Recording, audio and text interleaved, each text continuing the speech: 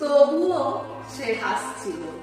হাসিতে তার বুকের ভেতর কঠিন পাথর গলছিল, দু চোখে তাই লাফা হয়ে ঝরছিল। কপল জুড়ে বিষণ্ণ মেঘ নীল বেদনায় ভাসছিল। দমকা হাওয়ায় অলংখানি চোখে গালে দুলছিল। তখনও সে হাসছিল। লেপ্টে যাওয়া কাজল আর ছড়িয়ে যাওয়া ঠোঁটকাঠি, বহু শখের জিন্স টি শার্ট, জুতোর সেই কি পরিপাটি, সবই আজ এলোমেলো, রক্তই শুধু ঝরছিল।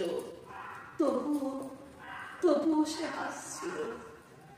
সমাজ রক্ষক, ধর্মগুরু, তাদের তরে এই পুরো হাসি। আকাশে বাতাসে তাই যেন প্রতিধ্বনি হচ্ছিল।